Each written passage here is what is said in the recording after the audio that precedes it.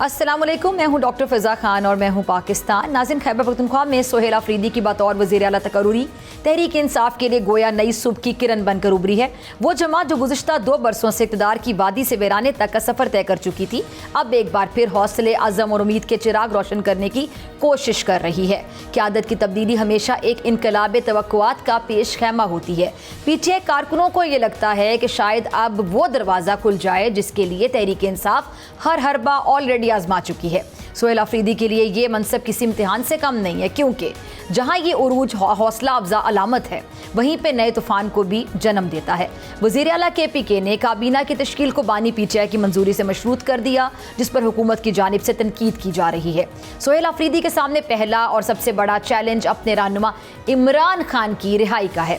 तहरीक इंसाफ एक ऐसी जमात जो शख्सी वाबस्तगी और जज्बाती रिश्ते पर परवान चढ़ी, इसलिए इमरान खान की पैरवी पार्टी में सियासी बका के लिए बहुत नागुज़ीर है। वज़ीर आला का मनसब जज्बाती मुहिम जोई नहीं, बल्कि अगर हम कहें तदब्बुर या फिर तवाज़ुन का मतकाजी होता है तो बिल्कुल गलत नहीं होगा। और यहाँ पे तदब्बुर और तवाज़ुन कहीं ना कहीं गायब दिखाई देता है।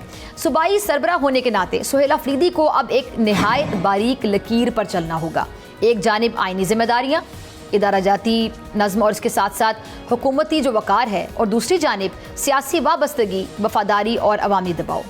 अच्छा, कल 4 सदा में जलसे से खिताब करते हुए वज़ीर आला सोहेल अफरीदी ने वाज़ेह का ऐलान किया कि पॉलिसी सिर्फ बानी चेयरमैन PTI की चलेगी। कारकुनान तैयारी कर लें, जिससे ये इंदिया मिलता है कि तहरीक इंसाफ एक बार फिर से सड़कों पर आने के लिए तैयार है। पाकिस्तान की सियासी जो हरारत है, इसका मरकज़ हमेशा पंजाब रहा है।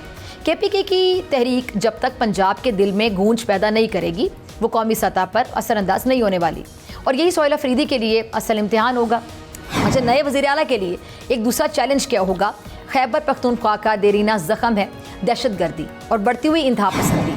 ये खित्ता दहाइयों से इस खून रेस खेल का मरकज़ रहा है, जिसने ना सिर्फ मईशत और अमन को तबाह किया, बल्कि अवामी नफ्सियात को भी ज़ख्मों से चूर कर दिया। दहशतगर्दी का खात्मा महज गोली से नहीं होगा। इसके लिए सूबाई हुकूमत को विफाकी इदारों और मुसल्लह अफवाज के साथ शाना बशाना खड़ा होना होगा। दहशतगर्दी के खिलाफ जंग वो मैदान है जहाँ कामयाबी सिर्फ यकजहती से हासिल होगी, क्योंकि आखिरकार नारे नहीं, अच्छी हुक्मरानी ही वो शिफा है जो ज़ख्मों से चूर इस सूबे को दरकार है।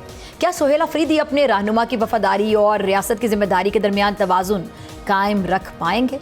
और दूसरी जानिब एक और तवाज़ुन कायम करने की कोशिश की जा रही है, वो है पीपल्स पार्टी और नून लीग में इक़्तिदार का तवाज़ुन। आज़ाद कश्मीर में हुकूमत की तब्दीली के लिए पीपल्स पार्टी मुतहरिक है, और बलूचिस्तान में नून लीग 2.5 साल इक़्तिदार की बारी जो है वो मांग रही है। और मुस्लिम लीग नून के रहनुमा और सूबाई वज़ीर अब्दुर्रहमान खेतरान ने कहा है कि पीपल्स पार्टी से मुआहदे के तहत बलूचिस्तान में आधी मुद्दत के बाद मुस्लिम लीग नून अपनी हुकूमत तश्कील देगी। सूबाई वज़ीर ने यह भी कहा कि सेनेट के चेयरमैन, कौमी असम्बली के स्पीकर और बलूचिस्तान असम्बली के वज़ीर आला और स्पीकर की मुद्दत मुलाजमत भी इस पावर शेयरिंग मुआहदे में शामिल है, जिस पर पीपल्स पार्टी के रहनुमा शाजिया मरी का ये 2 टोक रद्द-ए-अमल सामने आया है कि बलूचिस्तान में नून लीग की हुकूमत बनने से मुतालिक कोई मुआहदा हुआ ही नहीं था। बलूचिस्तान की सियासत में ये कोई पहला मौका नहीं है कि इक़्तिदार की मुद्दत या फिर शराकत पर सवाल उठा हो। यहाँ हमेशा इत्तेहाद, मुफाद और इनकार की मसलत पर हुकूमतें कायम और तहलील होती रहती हैं। बलूचिस्तान में हुकूमत कौन करेगा ये इतना अहम नहीं है, बल्कि असल सवाल ये है कि बलूचिस्तान के अवाम के लिए हुकूमत कौन करेगा। अगर इक़्तिदार का महवर इस्लामाबाद ही रहे और फैसले कोयटा के अवाम की आवाज़ के बगैर किए जाएँ, तो खा हुकूमत 5 साल की हो या फिर 2.5 साल की, नतीजा वही होगा, सियासी एतमाद की कमी और अवामी मायूसी। क्या आज पीपल्स पार्टी और नून लीग के दरमियान लफ्जी फासला सियासी फासले में बदल रहा है? क्या तहरीक इंसाफ का नया वज़ीर आला बानी चेयरमैन PTI की उम्मीदों पर पूरा उतर सकेगा?